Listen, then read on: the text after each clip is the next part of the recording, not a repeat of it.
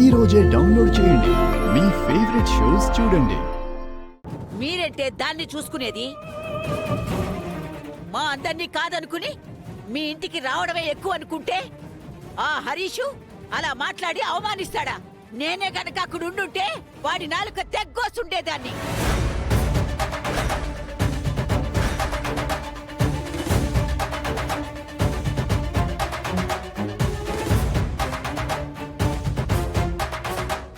అమ్మా, జరిగిన దానికి మేం కూడా బాధపడుతున్నామమ్మా. మీ బాధ, మీ సానుభూతి, మీ మెహర్బానీ అన్ని మీ దగ్గరే పెట్టుకోండి, మాకు అక్కర్లేదు.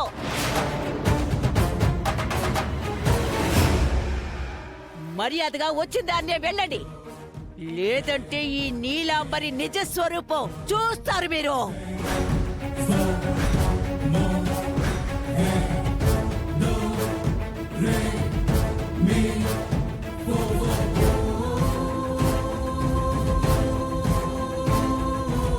జాగ్రత్తమ్మా.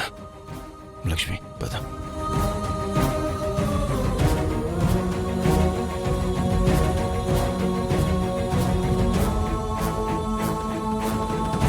ఆగండి.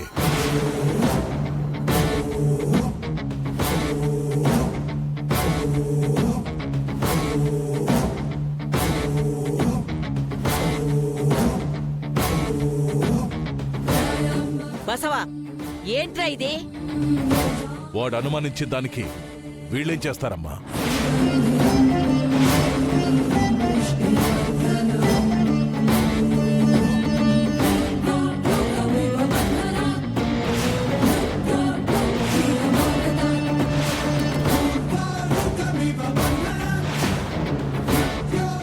ఓహో, వీళ్ళిద్దరూ కలిసి ఏదో ప్లాన్ చేస్తున్నారన్నమాట.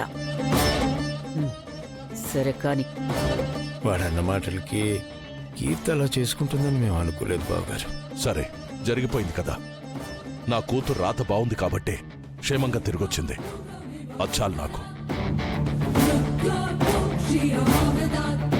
వాడికి మేం బుద్ధి చెప్పామన్నయ్య గారు, మమ్మల్ని నమ్మండి. కీర్తిని మాతో పంపించండి.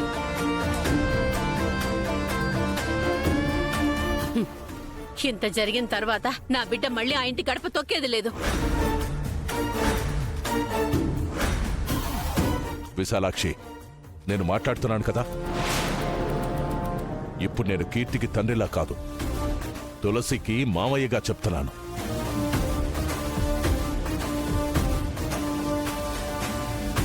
రేపు మేము షష్ఠి పూర్తి జరుపుకోబోతున్నాం. మీరిద్దరూ తప్పకుండా రావాలి.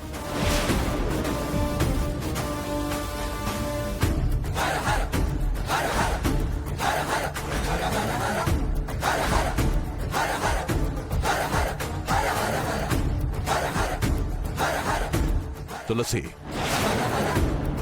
మీ ఇంట్లో వాళ్ళందరినీ తీసుకొచ్చే బాధ్యత నీదే.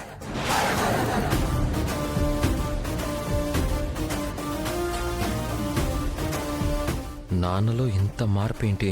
ఏమైతేనే మార్పు మంచిదేగా. మళ్ళీ ఫంక్షన్కి వచ్చిన వాళ్ళందరూ అడుగుతారు కదా, అందుకే రమ్మంటున్నాను. మీరంతా తప్పకుండా రావాలి. పాపం, ఆహ్వానించారని ఆనందపడిపోతున్నారు. అసలు కదా రేపు మొదలవుతుంది. సరే బావగారు, తప్పకుండా వస్తాం.